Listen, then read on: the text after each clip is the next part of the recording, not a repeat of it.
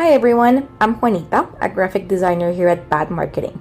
In this training, I'm going to show you exactly how we use Klaviyo text and image blocks to create hero images and email designs that look amazing, customers love, and convert into serious revenue for your business. This was an internal training with our email team, so these are the exact strategies we're using to generate millions for our clients every month. Let's dive in. I always make sure that I'm styling my text from this tab, not directly from the text blocks. This is just going to ensure you can more efficiently build your blogs because you don't have to build them from scratch every time. So let's just have a look at this styles tab. The ones I use the most would be template background, content background, text and headings, links, and mobile. So template background is just like this background behind, right? So you can play with that. Content background I use a lot when I want my content email to be another color, for example, dark or something like that.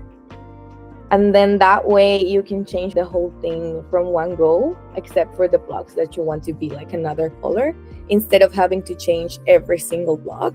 This is my best friend when I want to style texts because I style everything directly from here and it's super easy.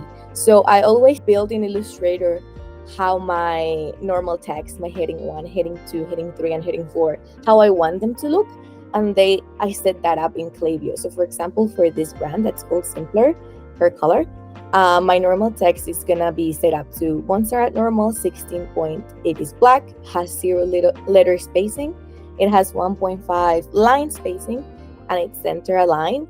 And then if I want to change that, I do it directly from here instead of directly from the text block. Once I have that set up for each of these, I usually have until heading 3 set up. I would do the same thing for mobile. So mobile, this section, it's just gonna copy these same settings, exact same settings. You can alter the mobile text size and also the line spacing in mobile. I find that line spacing in mobile 1.5, it's always better, but not for desktop. So this is super helpful. And I just wanted to make a quick example on why I do this so you guys can see more visually. So for example, if I insert a new text block, or I just take this sample text here. So if I tell this sentence to be heading 1, I tell this one to be heading 2, heading 3, and this was just normal, you can see that it's already styled for me. I didn't have to go into each of these and make them a different font, a different weight, a different size. They're already styled for me. And then if we go to the mobile tab, they're also already styled for me. They are adjusted to their mobile sizes and their mobile line spacing, which saves you a lot of time. And then if I wanted to change something, for example, the heading 1 looks a bit big, looks a bit small, whatever, I just go ahead and in my styles tab, I change that, and then it alters for the whole email. So that's super, super helpful.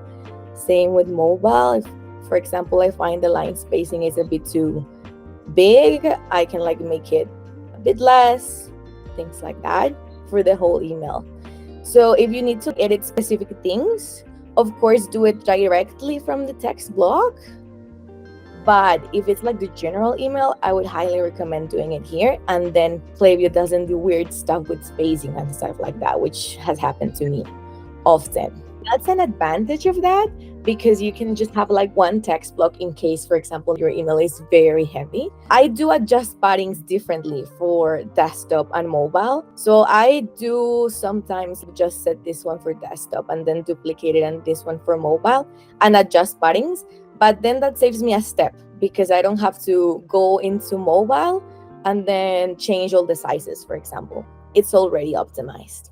I wanted to show you guys how I built this section because this is actually a PNG, and then this is Klaviyo text and this is a Klaviyo button. It took me a while to figure out, but it's actually pretty easy. So first thing I would do with this is I build my image, my background image in my Illustrator file. This is the one for example one. So super easy, just like these two PNGs of my product and my image, and then leave this space where I know the text is gonna go and the button is gonna go. I do this literally by intuition. I don't measure it. I just try to get it right. And it's a lot of trial and error as well. Once I have this, I just export this as a transparent PNG. And once I have that asset, transparent PNG like that, I just go ahead, and as you can see, this is a whole section. And this email, for example, has 3 sections. 1, 2, 3. The reason why is because this image needs to be contained within a section for this to work. Thanks for watching! So now you know, building emails doesn't have to be a slow, painful process. If you want more bold and disruptive marketing tips like this, make sure to like and subscribe.